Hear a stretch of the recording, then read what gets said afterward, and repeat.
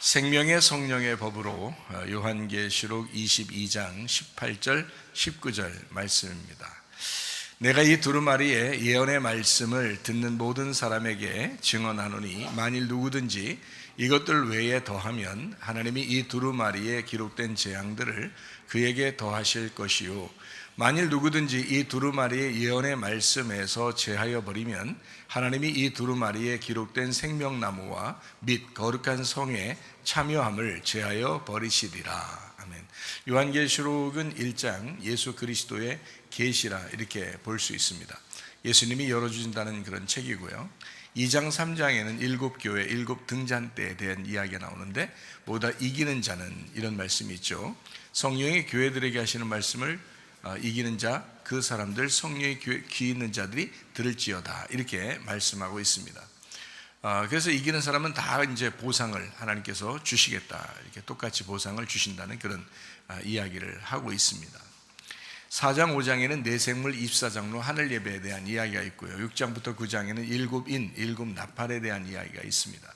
11장에는 두 증인 두 감람나무 두 등잔대에 대한 이야기가 있죠. 14장에는 14만 4천 명 순결한 신부에 대해서 나와 있는 얘기입니다. 16장부터 18장에는 7대접 음녀 짐승 심판에 대한 이야기가 있습니다.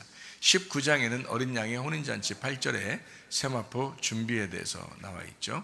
20장에는 영 안에서 첫째 부활에 동참한다 생명책에 기록된다는 말씀이 있습니다. 21장 22장 새 예루살렘 생명나무 주님을 기다림 아멘 이렇게 되어 있는 책입니다. 자, 요한계시록 22장 19절 말씀에 보니까 만일 누구든지 이 두루마리의 예언의 말씀에서 제하여 버리면 하나님이 이 두루마리에 기록된 생명나무와 및 거룩한 성에 참여함을 제하여 버리시리라. 무서운 말이죠. 요한계시록 22장 18절 말씀에 보면 내가 이 두루마리의 예언의 말씀을 듣는 모든 사람에게 증언하노니 만일 누구든지 이것들 외에 더하면 하나님이 이 두루마리에 기록된 재앙들을 그에게 더하실 것이요 라고 했습니다.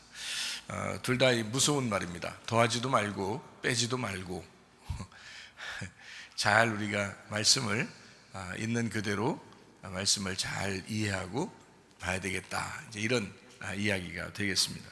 자, 요한계시록 22장하고 21장의 차이점은 이런 겁니다. 둘 다 똑같이 하늘나라에 대한 이야기를 하고 있거든요. 하늘나라에 대한 이야기, 이 땅에서 천국 생활, 요에 대한 이야기를 하고 있어요. 구원받는 목적이 여러분 뭡니까? 구원받는 목적이요. 여러분 구원을 왜 받으려고 그래요? 구원받으면 어떻게 되는데요? 구원받으면 어디 가요? 천국 가요. 구원받으면 천국 가요. 그래서 구원을 받는 거거든요. 근데 구원받는 목적을 천국에 간다는 것만 생각하니까 이 땅에서 천국에 대한 생각을 못 하잖아요. 천국에 간다는 생각만 하니까 그러면 이 땅에서 구원받던 사람들이 이 땅에서는 뭐 다 고생하는 게 하나님 뜻입니까? 그건 아니죠. 항상 기뻐하는 것도 하나님의 뜻이고 쉬지 않고 기도하는 것도 하나님의 뜻이고 범사에 감사하는 것도 하나님의 뜻입니다. 그러니까 하나님의 뜻 가운데 우리가 살아야 된다. 하나님이 우리를 행복하길 원하시지 하나님 우리가 슬퍼하고 괴로워하고 그런 걸 원하시겠습니까? 행복하길 원하잖아요. 그거 하나님의 뜻입니다. 그러니까 하나님의 뜻대로 행해야 천국 간다 그러잖아요. 하나님의 뜻이 무엇인지 우리가 분별해야 되겠죠. 하나님은 아버지 하나님이셔요. 자녀들이 행복하길 원하시겠죠. 바로 그거예요. 그러니까 하나님 뜻대로 사는 사람들이 천국에 간다 이런 얘기인데요. 천국 생활을 한다 이렇게 해야지 더 이해가 되는 얘기입니다. 그래서 구원받으면 천국에 어느 날 간다는 말도 있지만 여기에서 이 땅에서 교회 생활과 가정 생활에서 너의 마음이 의와 평강과 기쁨이 있어서 천국 생활을 하게 된다. 이것이 구원받는 목적이에요. 구원받으면 끝난다는 게 아니고 구원받으면 그때부터 행복이 시작된다는 겁니다. 그러니까 행복이라는 하나님, 복이라는 하나님이 너와 함께 있어서 그때부터 이 복이 시작된다 하는 거죠. 그러니까 우리는 원래 땅의 운명에 있는 사람들이었어요. 저주 가운데 있는 사람이었습니다. 그런데 예수를 받아들였어요. 예수가 우리의 복이에요. 우리의 행복이에요. 그럼 어떻게 해요? 반드시 바뀌어야 되겠죠. 그래서 하늘나라 운명으로 바뀌어야 됩니다. 그러면 이 땅에 육체로 태어난 사람이 말씀으로 거듭나야 된다 이런 말이거든요. 그래서 새로 태어나 거듭나 중생한다 뭐 구원받았다, 천국 생활 하게 되었다. 이게 다 뭐예요? 구원받은 사람들의 생활이에요.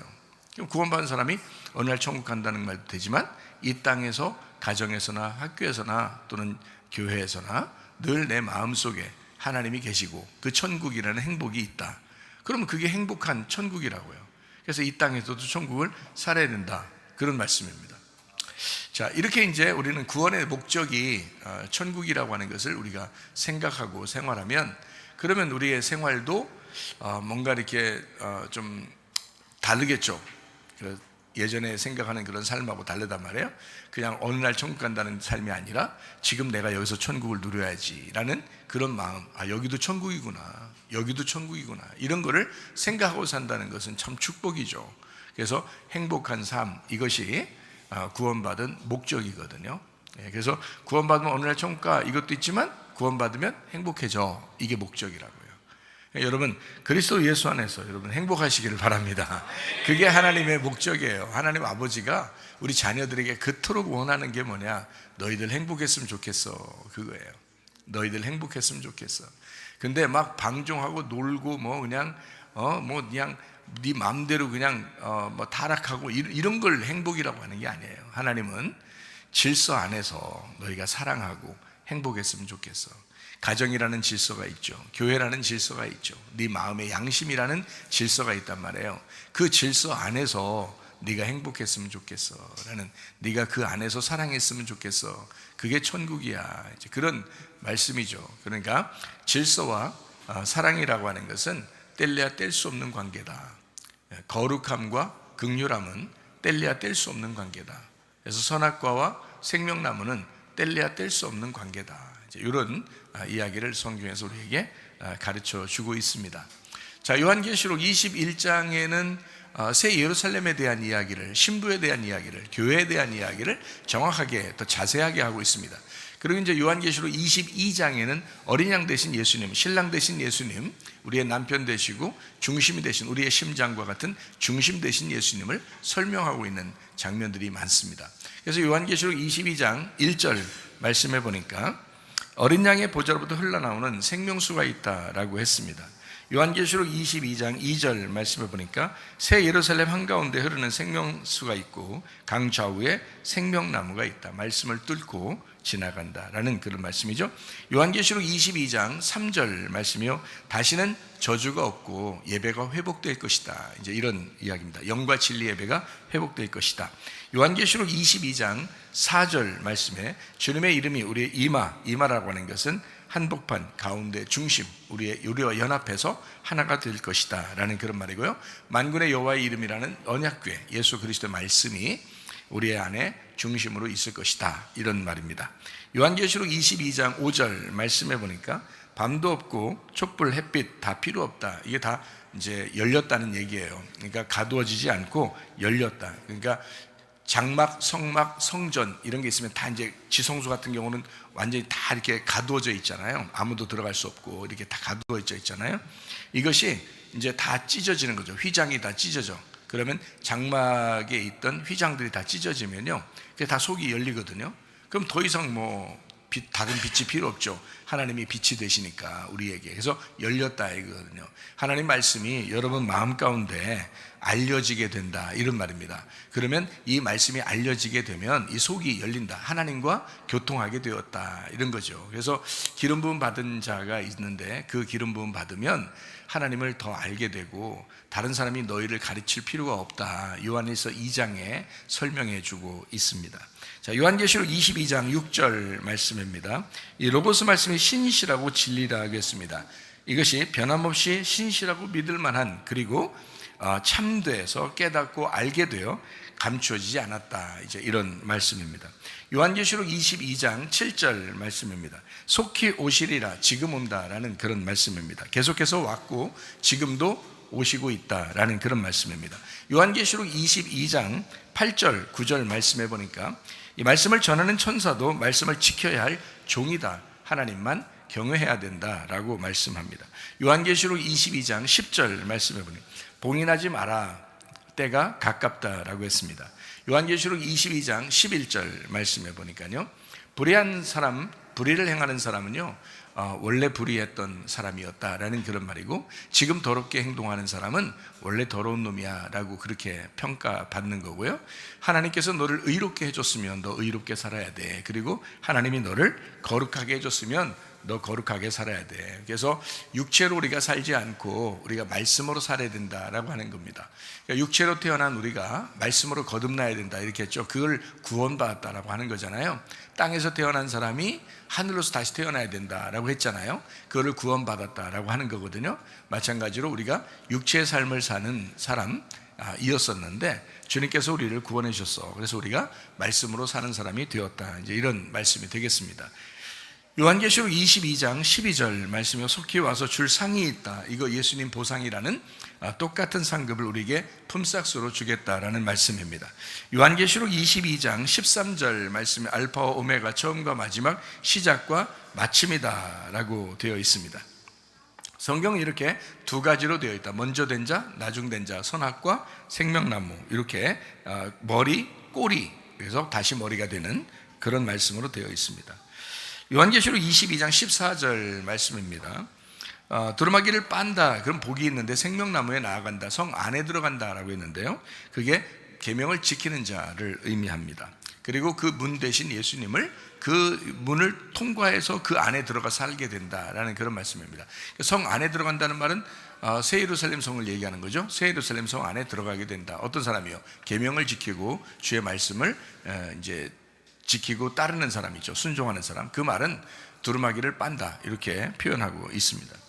요한계시록 22장 15절 말씀에 성 밖으로 이제 사는 사람, 성 밖에 나가는 사람, 성 밖으로 쫓겨나는 사람, 이 사람들이 어떤 사람이야 봤더니 개죠. 개인데 점술가들, 음행하는 자, 살인자, 우상숭배자, 거짓말을 좋아하며 지어내는 자, 이런 사람들, 요건 다 이제 그래서 성 밖에 살게 될 것이다. 그래서 성 밖에는 육체를 사는 사람이고, 육체를 사는 사람들, 성 안에는 영을 사는 사람들이에요. 그러니까 말씀으로 여러분이 살게 되면 여러분 성 안에 있는 것입니다. 똑같이 우리가 여기 앉아 있잖아요. 앉아 있는데 여러분이 말씀으로 살게 되잖아요. 영으로 살게 되잖아요. 그럼 여러분 성 안에 있는 겁니다. 그런데 여기서 똑같이 앉아 있는데 여러분이 육체로 살고 있다가 여기 왔어요. 그리고 앞으로 또 내일 또 육체로 살려고 그래. 또 밖에 나가면 또 육체로 살려고 그래. 그런 사람이면 여러분 성 밖에 있는 겁니다. 여러분이 아무리 여기 앉아 있어도. 그러니까 여러분이 성 안에 있는 사람이 돼야지 성 밖으로 나가는 사람이 되면 안 된다, 이제 이런 말입니다. 그래서 개 같은 사람은 이제 죄인을 의미하죠. 하나님과 멀어지고 하나님을 알려고 하지 않는 그런 사람들을 의미하죠. 그런데 우리가 지난번에도 얘기했죠. 개라고 하는 것이 예배자가 될 수가 있다. 그래서 개가 주인만 이렇게 바라보게 되면 그걸 예배라고 하는 단어를 사용한다. 프로스키네오라고 그런 단어를 사용하죠. 그러니까 프로스라는 게 앞에라는 말이고요, 퀴온이라는 게 개라는 단어거든요. 그래서 프로스키네오가 됐어요. 그 예배란 말이에요. 예배. 그러니까 하나 주인만 이렇게 바라보는 거예요. 그걸 예배자라고 하는 것입니다. 예배. 그런데 이제 우리가 진짜 개 같은 행동을 하잖아요. 그러면 이제 그건 진짜 개라 이 말이죠. 그래서 우리가 육체적으로 살지 말고 영적으로 사는 사람들 되시기를 바랍니다. 예, 말씀으로 사는 사람들, 성 안에 있는 사람들. 우리는 같이 모여서 예배드리는, 성 안에 있으려고 하는 거지 성 밖에 쫓겨나려고 예배드리는 거 아니잖아요. 그죠? 성 안에 있으려고 예배드리는 거다. 그래서 우리 교회 다니려고 하는 사람은 어떤 사람이 다녀야 된다는 거예요? 회개한 사람, 그리고 회개하려고 하는 사람. 그러면 된다. 그러면 우리 교회 다닐 자격이 있다. 이렇게 이야기를 했습니다. 회개 안 하려고 하거나 회개를 안 한 사람, 그리고 회개를 굳이 안 하려고 그래 또 그런 사람은 우리 교회 다녀도 소용이 없어요. 다른 교회 다녀도 소용이 없어요. 그래서 우리 교회 다니려면 회개한 사람, 그리고 회개하려고 하면 된다. 그러면은 하나님이 인도하실 거예요. 임마누엘 되신 하나님이 여러분과 함께 하시기를 원합니다. 요한계시록 22장 16절 말씀, 예수님 다윗의 뿌리요 다윗의 자손 빛나는 새벽별이다 이렇게 말씀합니다. 다윗의 자손 예수님, 이 땅에 우리의 육체를 가지고 오셨던 그 예수님, 우리의 그 성정을 가지고 우리의 모든 사정을 다 아시는 주님, 그 주님, 그렇지만 그분은 다윗의 왕권을 가지신 분이다. 이제 이런 이야기입니다. 요한계시록 22장 17절 말씀입니다.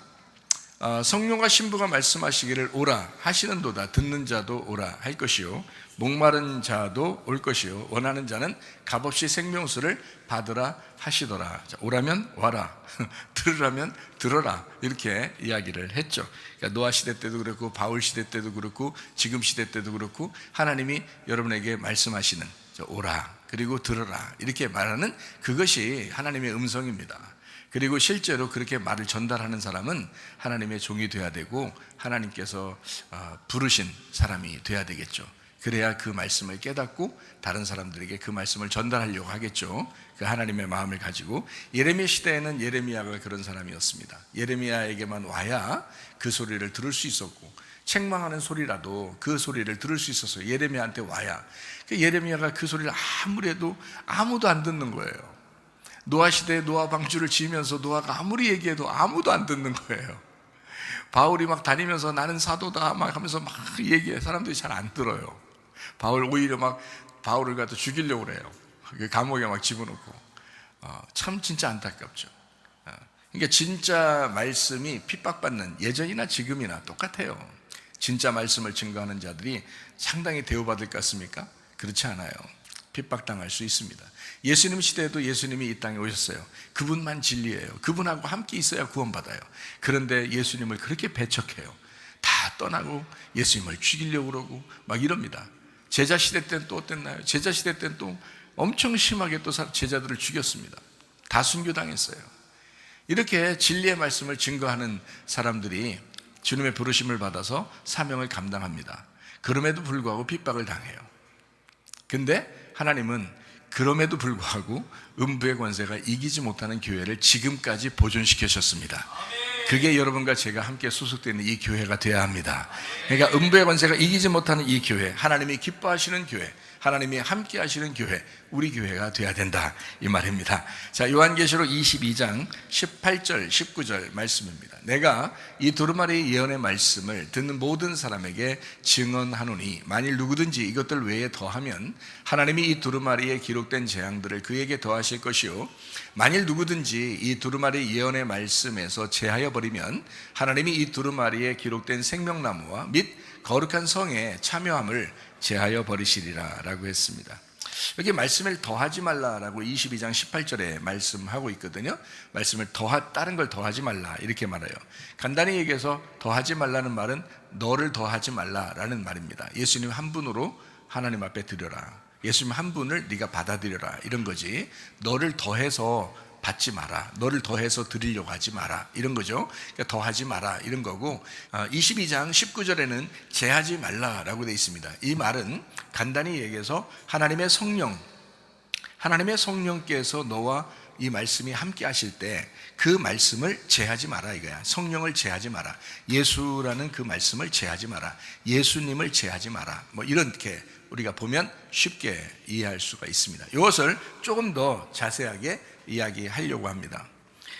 자, 말씀에 더하지 말라 18절에 나와 있는 말씀입니다. 이게 에피티데미라는 단어입니다. 에피티데미라는 이 단어는 고정하여 배치한다 라는 말입니다. 고정하여 배치한다. 그리고 여기서 얹혀놓는다 이런 말이거든요. 자, 고정해서 딱 배치해 얹혀놓는 거예요. 이렇게 그런 거 하지 마라 이렇게 이야기하거든요.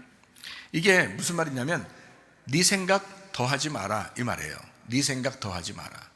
자, 하나님 말씀을 볼 때에 네 생각 더하지 마라 이거예요. 하나님 말씀을 있는 그대로 네가 봐야 된다. 자, 네 생각 얹혀놓지 마라. 괜히 얹혀놓고 이게 왜 그 발 하나 얹어놓고 간다 뭐 이런 얘기 있잖아요. 그렇게 하지 마라 이거야. 하나님 말씀을 그 말씀 그대로 네가 분석해야 되고 그 말씀 그대로 네가 이해를 받아야 된다는 말이에요. 그러니까 성령의 조명하심이 있어야 합니다. 말씀은요. 그러니까 여러분 세상 책하고 좀 달라서 이 성경은 성령의 조명이 좀 있어야 돼요. 그러니까 보는 눈이 다르죠. 성령이 보는 눈하고 사람이 보는 눈이 좀 다르겠죠. 예, 그러니까 성령이 말하는 것과 사람이 말하는 게 좀 다르겠죠. 그러니까 어떻게 우리가 그 말씀들을 우리가 봐야 될까, 우리가 성경을 어떻게 받을 수 있을까라고 하는 것을 잘 생각해야 합니다. 자, 내가 말씀에 얹어져서 그 말씀을 내가 통치해서는 안 된다 이 말이거든요. 하나님의 말씀이 나를 통치해야지 내가 그 말씀을 통치한다 내가 이것을 말씀에 나를 얹혀서 내가 이 말씀을 지배한다. 안 된다는 겁니다. 더하지 마라. 이런 말이에요. 자, 좀 더 자세하게 우리가 설명을 하죠. 세상 말을 더하지 마라. 설교도 마찬가지예요. 하나님 말씀을 있는 그대로 요거 말씀을 계속 증거해도 부족하거든요. 사실 성경 말씀이라는 게 계속 우물에서 파는 그 말씀인데요. 세상 말을 자꾸 더하지 마라 이거예요. 세상 말을 자꾸 더하지 마라. 세상 말 너희가 자꾸 더하면 이 말씀이 움직이질 못한단 말이에요. 세상 말로 이거를 자꾸 덮어놓으니까, 그러니까 이 말씀이 스스로 움직여야 되는데 못 움직여. 이거를 딱 이렇게 막 세상 말을 갖다 얹혀 놓으니까, 이걸 고정시켜 놓으니까 이걸 움직일 수가 없어. 그래서 말씀은 원래 유동적이라 이 말이죠. 살아있다, 생동력이 있다. 이 말씀 자체가 생동력이 있다. 여러분, 누가 여러분을, 어떤 사람이 여러분을 치료하거나 어떤 사람이 기도해서 여러분의 문제가 해결되거나 그러겠습니까? 아니면 하나님의 말씀이라는 그 말씀이 직접 그 사람에게 치료하시고 그 말씀이 역사하셔서 그 문제를 해결하고. 자, 어떤 부분이 맞다고 생각하세요? 자, 사람이 기도하니까 능력이 있어서 그냥 막 치료가 되더라. 자, 문제가 해결되더라. 자, 그런 거예요? 아니면 진짜 하나님의 말씀이 살아서 움직여서 치료하시고 그 말씀이 움직여서 문제를 해결해야 돼요? 어떤 거예요 같아요? 여러분, 말씀이 움직여서 치료하고 문제 해결하면요 뒤끝이 없어요. 그러니까 후유증이 없다는 거죠. 그런데 사람이 치료하거나 사람이 문제 해결을 한다는 그런 사람들을 보면 사람이 교만해져요. 그리고 받는 사람이 종속됩니다. 그리고 교회에도 문제가 생기는 경우가 상당히 많습니다. 이상하죠? 하나님은 원래 연합하시고 사랑하고 하나가 되는 그런 걸 원하시는 분이 하나님이신데 이상하죠? 그러니까 여러분, 어디에 있든지 여러분과 저는 어떤 마음을 가지셔야 되냐? 말씀이 일하시도록 해야 된다는 거예요. 그러면 아무 문제 없는 거예요. 말씀이 치료하시도록 해라. 말씀이 문제 해결을 하도록 해라. 그래서 말씀이 여러분에게 전달돼 그 말씀이 살아있도록 해야 된다는 거예요. 여러분의 것으로 여러분 이 말씀을 잡아놓잖아요. 고정시켜 놓고 배치하잖아요. 그럼 이게 말씀이 유동적인데 움직이질 못해요. 생동력이 없다는 거죠. 그러면 이 말씀이 움직이지 못하니까 내가 이거를 나를 더한 거잖아요. 나를 더해놓고 이 말씀을 못 움직이게 한 거잖아요. 자기가 드러나는 거잖아요. 그렇게 하지 말라는 거예요. 너 큰일 난다. 그렇게 하면 이제 이런 말씀들이거든요. 자, 말씀은 움직여야 된다. 성령의 뜻을 헤아려야 된다. 네 뜻대로 하지 말고 성령이 원하시는 것, 성령의 목적, 성령의 뜻, 성령의 계획이 무엇인지를 그거를 헤아려 봐라. 그래서 우리는 어떤 응답은 순식간에 오기도 하지만 어떤 응답은 시간이 조금 걸리면서 응답이 오는 경우도 있어요. 왜? 그 사람을 완전히 다루신 다음에 하나님이 응답하시는 경우도 있다는 겁니다. 그래서 지나고 보면 그래, 하나님의 은혜였어 라는 말을 많이 듣죠. 여러분, 지나고 보면 나를 이렇게 다루셨고 하나님이 나를 이렇게 인도하셨구나 라는 것을 깨닫게 되는 거거든요. 그러니까 일찍 응답이 온다고만 해서 다 좋은 것은 아니다. 하나님은 하나님의 뜻을 구하기를 원하시고 하나님의 뜻대로 되어지기를 원하셔요. 그러니까 우리가 어떻게, 내 마음이 비어져야, 내 마음의 심령이 비어져야 그 하나님의 성령의 뜻이 우리 안에 들어오죠. 그래서 내 마음의 뜻을 비워놓기를 원하셔요. 그 비우는 작업이 시간이 많이 걸린다는 거죠. 애굽에서 탈출할 때 인간이라네. 그 이스라엘 백성들이, 하나님께서 이스라엘 백성들을 애굽에서 탈출시켜서 이게 광야로 데리고 나올 때까지요. 여러분 잘 생각해 보세요. 자, 애굽에서 유월절 어린 양의 피가 흘려져 그들이 구원받을 때 이스라엘 백성들이 한 일이 있어요, 없어요? 없어요. 아무 한 일 없는데 하나님이 어린 양을 잡으라고 그러고 어린 양을 잡은 집은 그 속에서, 그 집 안에서 무슨 짓을 하든 상관없이 그냥 다 구원해 버리는 거예요. 이건 일방적인 구원이에요. 하나님의 그냥 선택이라고요. 그리고 이 사람들 보고 다 어디로 데리고 나와요? 광야로 데리고 나와요. 그러면 이 사람들이 광야가 너무 행복하고 좋은 일이고 매일마다 만나가 맨날 내리니까 그 먹기만 하면 되거든요. 뭐 요리할 필요도 없고요. 그냥 주워 먹으면 되는 거예요. 그냥 주워서 그냥 조금만 이렇게 삶든지 굽든지 뭐 해가지고 이렇게 먹으면 되는 거거든요. 아무 문제 없어요. 그냥 매일 그것도 40년 동안을 내리는 거예요. 그럼 여러분 생각해 보세요. 이 광야에서 이 생활이 애굽의 생활보다 훨씬 더 행복하고 쉽고 편안하고 기쁜 일이었다면, 그게 행복한 일이었다면 이 사람들이 왜 자꾸 애굽 간다 그래요? 광야에 있다가 왜 자꾸 애굽 간다 그러는 거예요? 이상하죠? 애굽에 있었던 사람들인데 이 사람들이 애굽에서 광야로 나왔어요. 근데 왜 이게 그렇게 행복하고 하나님이 그렇게 좋게 해주시는데도 근데 왜 이 사람들 자꾸 애굽에 가려고 그래? 불편하기 때문에, 힘들기 때문에 그런 거예요. 왜 어떻게 힘들다고 하는 거예요? 40년을 이 사람들을 완전히 뒤집어 놓는 거예요. 애굽에서 그냥 일방적으로 하나님이 선택해가지고 일방적으로 그렇게 데리고 나왔어. 얼마나 사랑스러운 거예요. 얼마나 사랑한 거예요, 하나님께서. 그래서 이 사랑하는 자녀들을 하나님이 일방적으로 데리고 나왔거든요. 참 은혜입니다. 이건 완전 선택이에요. 하나님의 선택, 하나님의 예정이에요. 하나님이 그냥 어느 날 갑자기 모세를 보내더니 그냥 뭐 데리고 나오는 거예요. 그건 하나님이 준비하신 거지 사람들이 모세를 준비한 게 아닙니다. 하나님이 모세를 준비해서 그냥 일방적으로 데리고 나온 거예요. 이게 예정이란 말이에요, 예정. 그런데 광야에 오니까 매일 만나를 주워 먹어야 돼. 매일 만나. 그리고 다른 건 아무것도 기대할 게 없어. 동서남북 아무리 뭐 봐도요 희망이 하나도 없어. 그냥 만나 내리는 거 그거만 쳐다보고 먹고 살아야 되는 거예요. 40년을 하루도 안 빼놓고. 아니 40일이라도 힘들겠다. 근데 40년을 인생 전부를 거기서 생활해야 돼. 자, 이 사람들이 지겹겠어 안 지겹겠어? 지겨워 죽겠다고 맨날 만나만 주냐고 막 이렇게 하니까 하나님 또 불뱀을 보내. 또 불뱀에 다 물어 죽여 막. 또 얼마나. 그러니까 또 아이 살려주세요. 그러니까 또 노뱀 만들어서 또 살려. 또 이거 또 쳐다보면 살리라. 이거 또 살려줘. 참 하나님도 참 대단하셔. 이런 과정들을 다 이제 거쳐요. 어서 광야에서요. 무슨 일을 하는 거예요? 하나님이 이 사람들의 마음을 비우는 거예요.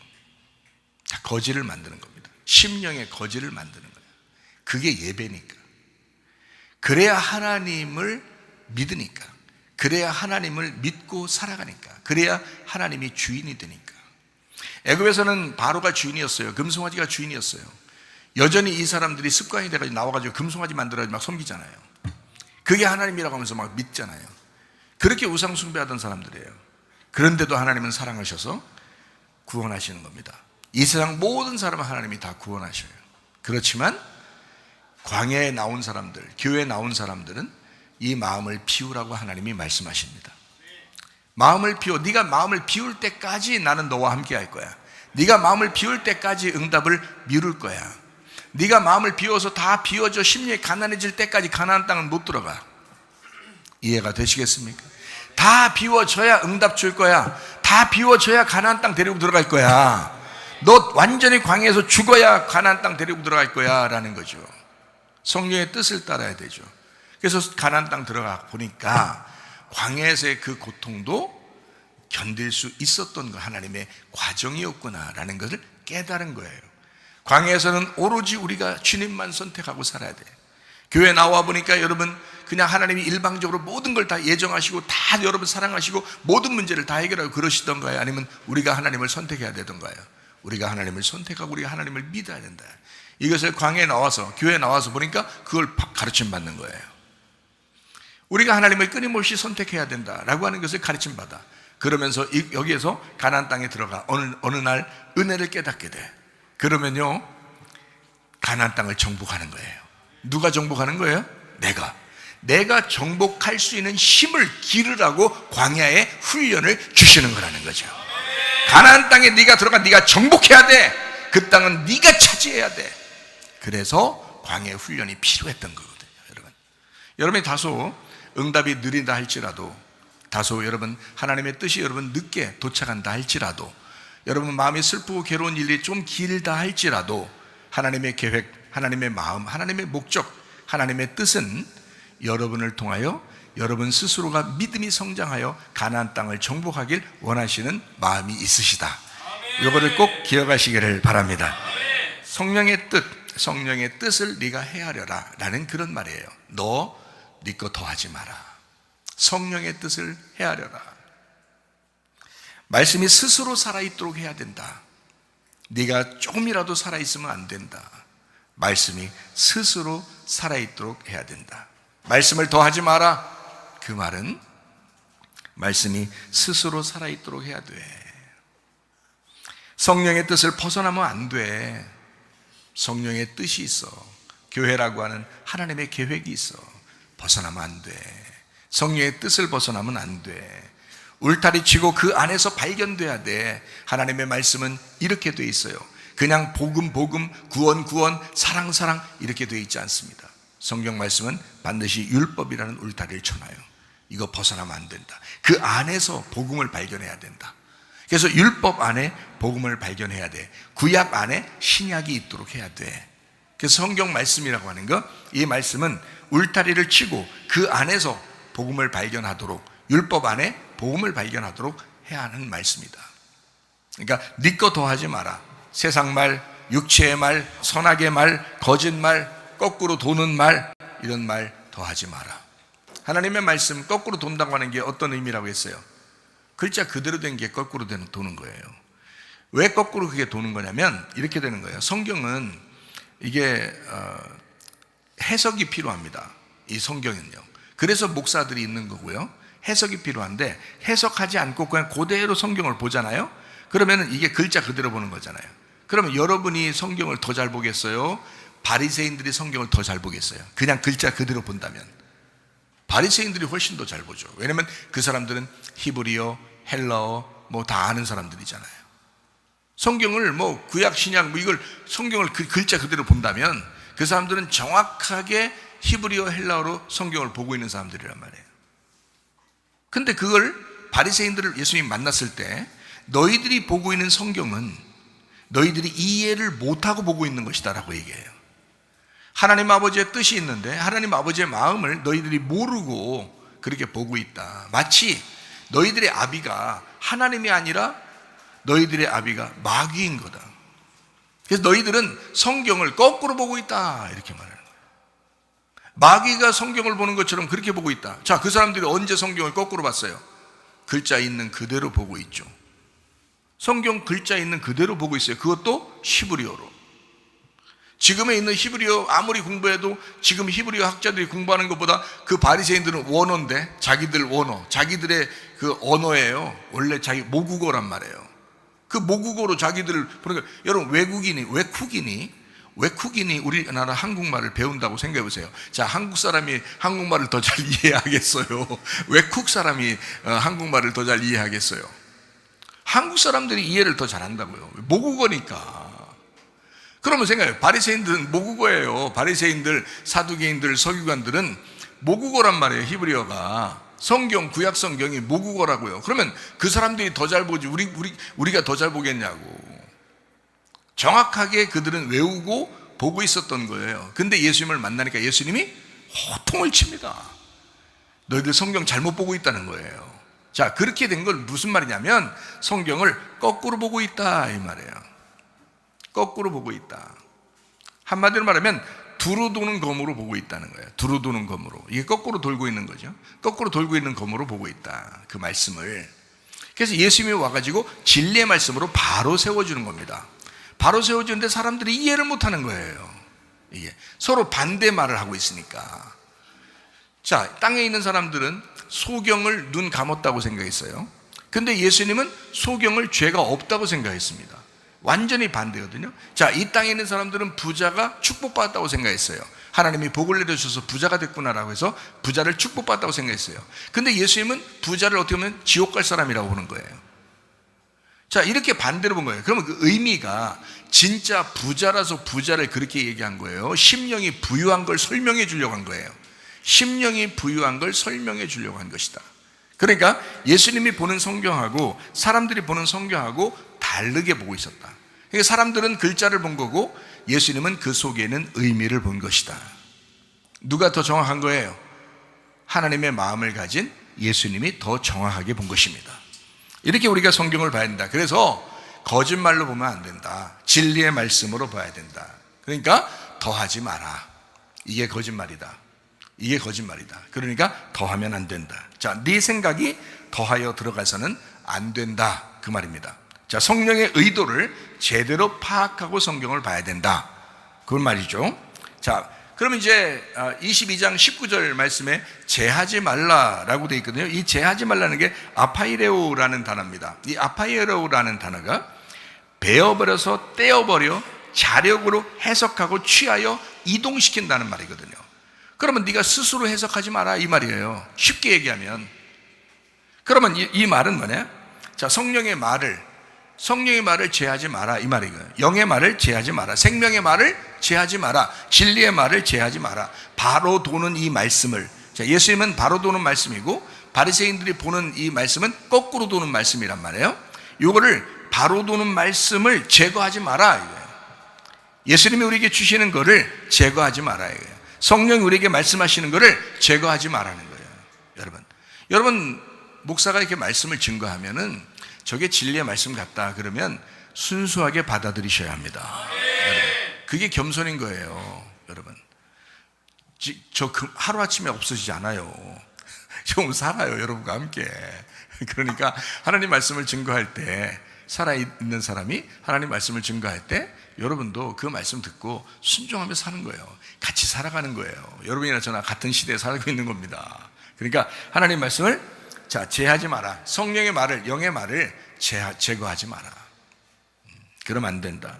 자, 말씀이 스스로 일하도록 하셔야 되기 때문이다. 말씀이 스스로 일하도록. 그러니까 말씀이 우선인 거지 사람이 절대 우선이 아닙니다. 말씀이 항상 우선이 돼야 돼요. 사람이 먼저가 아니고 말씀이 먼저입니다. 그래서 말씀이 먼저가 된다. 말씀을 통제하려고 하지 말고 통제를 받아야 된다. 하나님 말씀의 통제를 받는다. 말씀을 지배하려고 하지 말고 그 지배를 받아야 된다. 말씀이 살아있도록 해야 되기 때문이다. 말씀이 스스로 살아있도록. 그래서 하나님 말씀이 여러분 속에서 계속 살아있다면 여러분 넘어지지 않습니다. 사람이 감당할 시험밖에는 시험 준 것이 없거든요. 하나님이 피할 길을 항상 내주시는 주님, 여러분에게 반드시 그 말씀이 여러분을 인도해서 살기를 원하신다는 거죠. 자, 지혜가 있기를 바랍니다. 말씀이 살아있도록 해라. 내가 움직이려고 하지 말고 말씀이 움직이도록 해야 된다. 내가 움직이려고 하지 말고 말씀이 움직이도록 해야 된다. 그러니까 어떨 때는 기다리는 거예요. 어떨 때는 기다리는 거예요. 하나님의 음성을 기다리는 거예요. 멈추라면 멈추는 거예요. 가라면 가라는 거예요. 그 사람은 잘못될 게 하나도 없어요. 하나님이 인도하시도록, 말씀이 인도하시도록 해야 된다. 말씀이 움직이도록 해야 된다. 말씀이 살아있어서 그 말씀이 움직이도록 해야 된다. 자, 내가 움직이려고 하지 말고 하나님의 말씀이 움직이도록 해야 된다. 그래서 기다려라. 마음을 내려놓고 기다려라. 하나님의 성령의 깨달음과 이해력으로 말해야 된다. 이 말입니다. 자, 네가 하나님의 성령의 말이 왔어. 그 말씀을 제거하지 말고, 예수의 말을 제거하지 말고, 그 예수님을 제거하지 말고 하나님의 성령의 깨달음과 이해를 가지고 말해야 된다. 그러면 이 말씀, 지금 요한계시록 22장 18, 19절의 말씀을 분명히 이해하고 말씀하는 거죠. 자, 알면 안다, 모르면 모른다고 해라. 자, 순진하게, 순수하게 알면 안다, 모르면 모른다. 그래서 이 말은 뭐냐면 더하지 마라, 빼지 마라 이 말이거든요. 한마디로 말하면 하나님 말씀이 하나님 말씀 되도록 해라. 네 생각 집어넣지 마라. 하나님의 생각대로, 하나님의 뜻대로 움직이도록 해라. 그 말씀 자체가 살아서 움직이도록 해라. 그 말씀이 너를 통치하시도록 해라. 하나님의 말씀이 너를 지배하서 인도하도록 해라. 이런 말씀입니다. 그러니까 배워야 된다. 하나님의 말씀을 배워야 된다. 그래야 알죠. 공부해야 된다. 알아야 된다 이 말이에요. 자, 생각해 보세요. 사람이 자기 힘이 있다고 힘을 자랑하면 안 되죠. 자기가 부유하다고 그 부유를 자랑하면 안 됩니다. 지식이 있다고 지식을 자랑하지 마라. 하나님을 네가 자랑하려면, 네가 자랑할 것이 있다면 하나님을 아는 것을 자랑해라. 하나님을 아는 것을 자랑해라. 다른 너의 힘을 자랑하지 말고, 너의 지식을 자랑하지 말고, 너의 부요를 자랑하지 말고 하나님을 아는 것으로 자랑해라. 하나님을 아는 것을 기뻐해라. 그게 하나님의 말씀입니다. 그러므로 여러분 배우셔야 합니다. 공부하시고 연구해야 합니다. 사색하셔야 합니다. 통찰하셔야 합니다. 그리고 기도하셔야 합니다. 요한계시록 22장 18절 19절 말씀입니다. 내가 이 두루마리의 예언의 말씀을 듣는 모든 사람에게 증언하노니 만일 누구든지 이것들 외에 더하면 하나님이 이 두루마리에 기록된 재앙들을 그에게 더하실 것이요 만일 누구든지 이 두루마리 예언의 말씀에서 제하여 버리면 하나님이 이 두루마리에 기록된 생명나무와 및 거룩한 성에 참여함을 제하여 버리시리라 라고 했습니다. 그러니까 더하기 빼기만 잘하면 신앙생활 잘할 수 있다 그랬죠. 더하지 말고 내 거 더하지 마라, 빼지 마라, 주님 거 빼지 마라. 자, 무슨 뜻인지 아시겠죠? 자, 내 뜻대로 하지 말고 아버지의 뜻대로 되기를 원하나이다. 자, 주님께서도 그렇게 말씀하셨죠? 이 땅에 오셔서 내 뜻대로 마옵시고 아버지의 뜻대로 되기를 원합니다. 결국 그 말씀이 이길 것입니다. 그 말씀대로 내가 되기를 원합니다. 그 말씀이 그렇게 기록된 대로 내가 되기를 원합니다. 어차피 그 기록된 말씀대로 예수님이 오셨잖아요. 그러니까 자기 뜻으로 이걸 바꾸려고 해도 안 돼. 어차피 그 뜻대로 되어지기를 원합니다. 아버지의 뜻대로 되어지기를 원합니다. 이렇게 말씀을 하고 있는 겁니다. 자, 이게 말씀을 이제 좀 정리합니다. 이렇게 더하지 마라, 빼지 마라, 신앙생활 잘해야 된다, 이런 말씀인데요. 말씀을 좀 정리하고 싶은데 성경 말씀 우리 한 가지만 우리 찾고 우리 말씀을 좀 정리하도록 하겠습니다. 로마서 8장이거든요. 로마서 8장 2절 말씀을 한번 찾겠습니다. 이는 그리스도 예수 안에 있는 생명의 성령의 법이 죄와 사망의 법에서 너를 해방하였다, 이렇게 말씀하고 있습니다. 여러분 출애굽기 20장에 보면 십계명이라는 게 나오죠. 십계명, 그죠? 이 십계명이라고 하는 게 하나님 사랑하라, 이웃 사랑하라, 이 두 개가 완성되면 서로 사랑이라, 이렇게 말씀을 여러분에게 드렸죠. 그 십계명의 이제 이야기들은 어떤 이야기들이냐면 우상 섬기지 마라, 우상 숭배하지 마라, 그리고 어떤 형상이든지 너 만들지 마라, 뭐 이런 말이 있고요. 그리고 하나님의 이름을 함부로 여기지 마라, 하나님의 이름을 망령되 여기지 말고 무시하지 마라, 그런 말이 있고요. 그게 언약궤입니다. 언약궤, 하나님의 이름이 언약궤거든요. 그 언약궤, 그 말씀을 너 무시하지 마라, 이런 거예요. 그리고 안식일을 기억하여 거룩하게 지켜야 된다, 이런 말씀을 하거든요. 근데 안식일의 주인이 예수님이죠. 그러니까 지금으로는 예수님이 주인이란 말이에요. 그리고 이제 거기 십계명에 보면 부모를 공경하라, 이런 말씀이 있죠. 부모를 공경하라. 그 부모라는 게 아부엠이란 단어예요. 아부엠이란 단어예요. 하나님 아버지를 아버지 할 때 아부예요. 엠 어머니입니다. 하나님 아버지의 말씀을 얘기할 때 아부엠, 그래서 부모입니다. 하나님 말씀을 너 공경해야 된다라는 그런 말씀이거든요. 사실은요, 그 속뜻이 그렇습니다. 그리고 이제 실제로 이제 이 땅에서도 부모에 공경해야 되지만 그 속뜻은 그렇단 말이에요. 겉으로 보면 뭐 부모에게 효도하는 거 당연한 거고요. 그리고 살인하지 마라, 그렇게 돼 있죠. 그리고 간음하지 마라, 도둑질하지 마라, 그리고 탐욕 부리지 마라, 거짓 증거하지 마라, 뭐 이렇게 이야기하고 있습니다. 이게 다 속뜻이 다 있거든요. 살인하지 마라 그랬어요. 십계명은 살인하지 마라고 돼 있지만 생명의 성령의 법에서는 뭐라고 할까요? 미워하지 마라. 미워하는 것도 살인이다, 이런 거죠. 생명의 성령의 법 안에 있는 사람들은요, 단순히 십계명이라는 율법을 지키는 게 아닙니다. 생명의 성령의 법 안에 있는 사람들은 그 십계명을 넘어서서 율법을 넘어서서 사는 사람들이에요.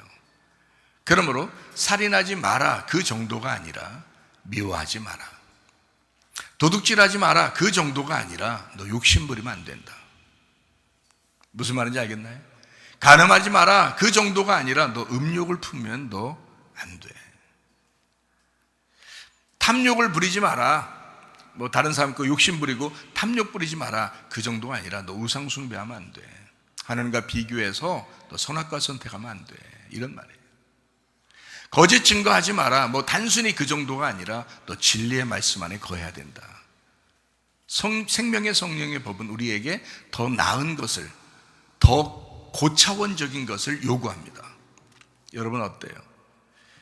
여러분은 진짜 여러분 마음속에 그리스도 예수 안에 이 말씀을 볼 때에 여러분 글자 그대로 율법적으로 이렇게 보면서 이 말씀을 그대로 내가 이건 좀 지키고 있는 것 같아, 이건 뭐 좀 그런 것 같아 라고 이렇게 요리 빠지고 저리 빠지고 그렇게 하고 있습니까? 아니면 여러분 마음에 있는 생명의 성령의 법을 따르고 있습니까?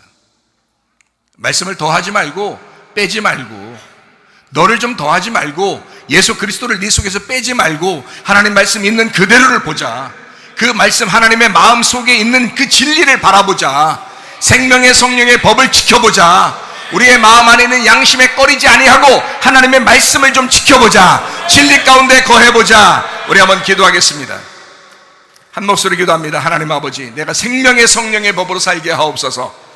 주 앞에 한번 기도합니다. 우리 하나님 아버지 인도하시고 사랑하심을 감사합니다. 생명의 성령의 법 안에 살게 도와주시옵소서. 주의 뜻대로 살다가 주님 만나게 하옵소서. 비염은 떠나갈지어다, 아토피 떠나갈지어다, 위장병 떠나갈지어다, 어지럼증 사라질지어다, 두통은 사라질지어다, 류마티크 환점 떠나갈지어다, 어깨 통증 사라질지어다, 허리 디스크, 목 디스크 떠나갈지어다, 심장병 온전해질지어다, 각종 종양 암돌이 떠나갈지어다, 감기 몸살 온전해질지어다, 협착증 사라질지어다, 건선피부 온전해질지어다, 이명은 사라질지어다, 자기면역 질환 온전해질지어다, 식도염 사라질지어다, 유리결석 떠나갈지어다, 우울증, 불면증, 완전히 두루뭉술한 초조 다 떠나갈지어다, 음란, 거짓, 도질, 미움, 욕심은 다 떠나갈지어다. 우리 하나님, 생명의 성령의 법 안에 우리가 살게 도와주옵소서.